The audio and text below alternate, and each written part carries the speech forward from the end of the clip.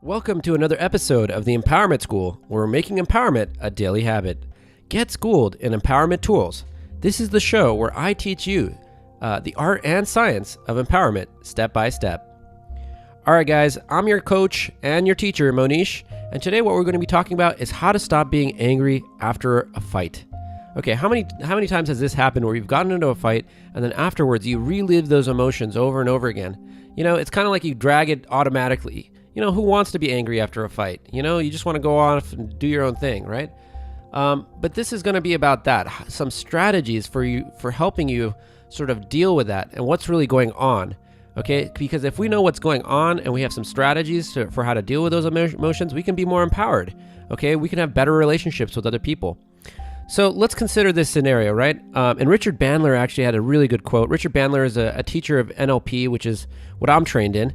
It's a coaching methodology. It's very technical. It's about the subconscious mind, all that stuff. But this is his quote, and it's really cool. So listen up. He said this: if you had a bad day, then later your brain will show you vivid reruns over and over again. It's not enough that you had a bad day. You can ruin the whole evening and perhaps even part of next week too. Most people don't stop there. How many of you think about unpleasant things that happened a long time ago? It's as if your brain is saying, hey, let's do it again. We've got an hour before lunch. Let's think about something really depressing. Maybe we can get angry about it 3 years too late. Have you ever heard about unfinished business? It's finished, you just didn't like the way it came out. That quote right there summarizes what we're going to be talking about today really well, okay? So this is the thing, right? After a fight, we just keep on playing it over and over and again, right? It's like, it's so annoying and it's frustrating. You have a frown on your face. You're maybe driving somewhere, you still have a frown. People are like, oh, why are you frowning? Mr. Frowny over there, he's just driving and frowning at the same time. I recommend you don't do that, all right? So this is the thing, when this stuff happens, when we do get in arguments, it's life, man. You get in fights and things come up, okay? But I want you to be empowered, right? But the way that it feels when you get in a fight is you feel like this guy, right? And this guy over here, right? He has no options whatsoever. And that's the thing, right? We don't get trained in how to sort of deal with our issues or things like that. It feels like we don't have any choices. And that's a problem, okay? So what I'm going to teach you today is actually having some multiple strategies. I really believe in having multiple strategies and ways to deal with things when things come up. A coach of mine used to say, if you have only one way of doing something, you're in a drama. If you have two ways, you're in a dilemma. But if you have three ways to deal with something, you finally really have a choice. Okay? So multiple strategies are super important. And I'm going to give you some multiple strategies for how to stop getting angry after a fight. Okay? We'll go into how to sort of resolve conflicts at some point. But this is more about you, yourself, your peace of mind. How do you get your peace of mind after something like that? How do you let it go? Okay? So I'm going to give you some steps, right? The first step is obvious, right? And you're already doing this. Okay, whatever it is, get a clear picture of whatever you're replaying in your head over and over again after your fight. Okay, and if you start paying attention to this, you'll start seeing that, oh man, I'm just kind of repeating in my mind that same conversation. That person might have said some certain words that I was very upset about, or might have looked at me in a certain way. You could maybe even imagine, like, if you're replaying it in your mind, you could even see that, oh, I'm sitting there with that person and we're having this conversation. I want you to become aware of what picture is going on in your head. Okay, we all process the world through pictures. Okay, and what we're going to be doing is we're going to be playing with those pictures. So that's the next thing. We're going to start altering those pictures. So imagine after a fight, right? You're sitting there, you get aware of your picture, the audio you're replaying in your head, what went on in your dialogue, who said what did you say to him, and what did he say to you? And how good did you give it to him? And how good did he give it to you? And oh, I should have said that to him. And how annoying this person does this thing. Whatever that conversation is in your head, we're going to alter it. And so I'm going to give you some ways to actually do this. Believe it or not, that picture that you have there, you can manipulate it and you can change it. And when you change those pictures, you're going to change your emotions. Okay, let me say that again. When you change those pictures that you replay, you're going to change your emotions. So let me give you an example. It's crazy stuff, but I'll give you an example. You've got to try it out. One thing you can do with that picture you keep on playing is you can shrink it. Okay? I've done this many times, right? Is I get very aware of that picture I keep on playing over and over again, and then just shrink it. Okay? And that really helps sort of get the emotions away. Okay? Now, if that doesn't work for you, I'm going to give you so many other ways to do it. Okay, you're gonna have to just play around with it. When you get angry after a fight or some issue comes up, and you want to stop thinking about it, you have control over those pictures. You have a choice for how do you want to, control your brain. How do you run your brain, right? Your brain doesn't run you.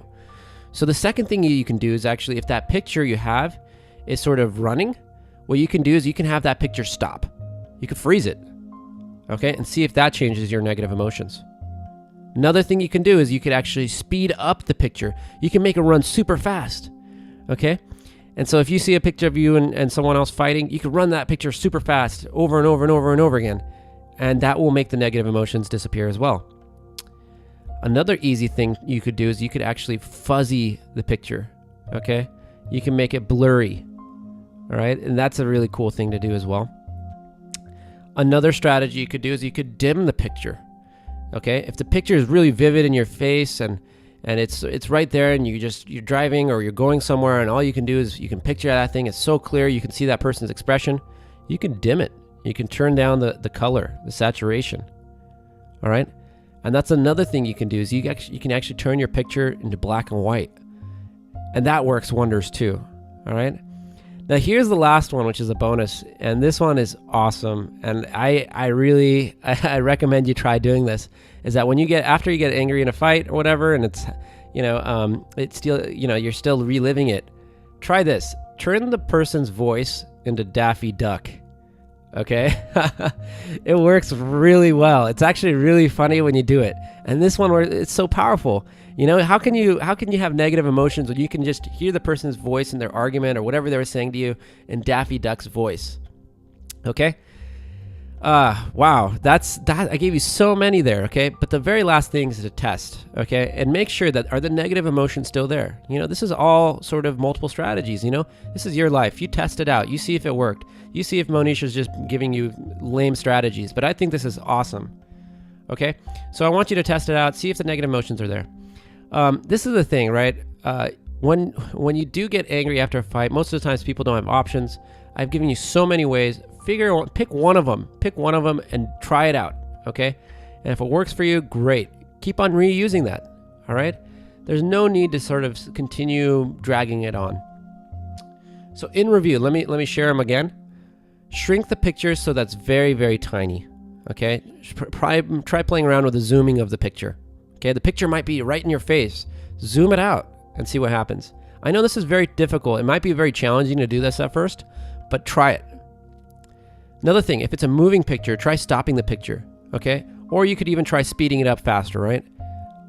If it's a stop picture, try animating it and moving it faster and faster, like I said before, okay? Make the picture fuzzy, blur it. That's another one. Dim the picture, turn down the lights. Turn the picture to black and white. That works really well, okay? Lastly, imagine the person's voice as Daffy Duck. Okay, that's a really good one.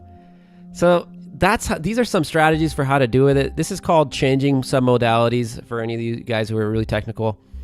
Your homework, right? This is the Empowerment School. Your homework from this technique is to try this out.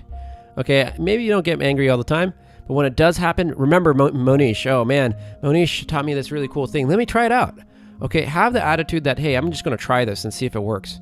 Okay. And don't feel, the first time I tried this, I didn't get it, okay? It was just like weird, right? But the more that I learned about these things, the more that I tried it, put some serious effort into it, try it out, man. And you'll find that it actually works wonders. The other thing I want you to do, because like I said before, hopefully you don't get angry all the time.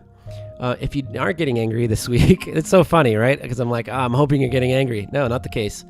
But another way that I want you to sort of master this is to tell someone else about this technique.